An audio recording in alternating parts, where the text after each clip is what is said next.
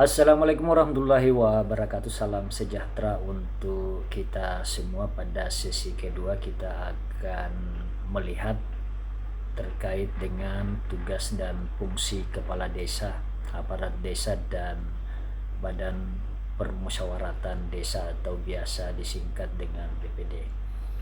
Pada pertemuan ini kita akan banyak melihat bagaimana kewenangan kepala desa, baik dari segi pelaksanaan tugas, fungsi, dan hak serta lainnya yang melekat sebagai bagian dari otoritas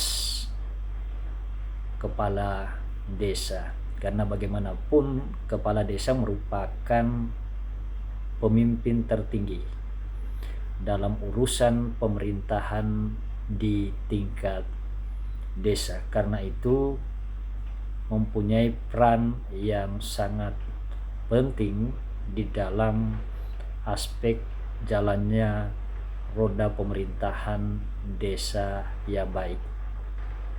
Sementara juga kita akan lihat bagaimana kewenangan yang dimiliki oleh aparat desa yang di dalamnya terdiri atas ada sekretaris, ada kaur, ada kasih, sampai pada kepala dusun.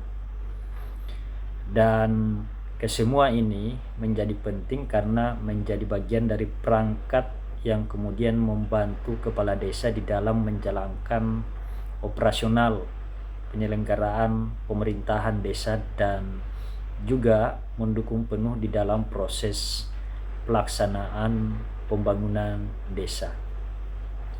Pada sisi yang lain juga terdapat badan permusyawaratan desa, dan ini merupakan lembaga politik pedesaan yang merupakan perwakilan dari masyarakat yang menjalankan pada aspek-aspek yang berkenaan soal menampung dan menyalurkan aspirasi masyarakat, membahas bersama kepala desa terkait dengan proses penyusunan dan pembahasan anggaran pendapatan dan belanja desa, serta mengawasi kinerja jalannya pemerintahan desa. Dalam konteks ini yang paling penting mengawasi kewenangan yang dimiliki oleh kepala desa.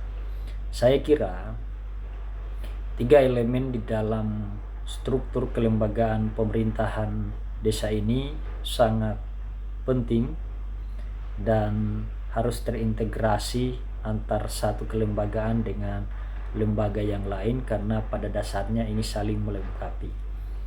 Materi ini sangat menarik, oleh karena itu diharapkan kepada seluruh peserta pada pembahasan sesi kedua ini, materinya nanti bisa dilihat di link PPT yang sudah ada di dalam sistem, dan apapun yang kurang dimengerti atau ada yang ingin dipertukar pikirkan, dipersilahkan. Nanti kita akan berinteraksi secara online. Semua hal yang ingin ditanggapi ataupun dipertanyakan akan direspon di dalam menjawab berbagai macam bagian-bagian diskusi yang perlu kita lakukan dalam konteks untuk memperdalam pemahaman kita berkaitan soal tugas dan fungsi, baik itu kepala desa, aparat desa, maupun BPD. Saya kira itu pengantar dasar. Terima kasih.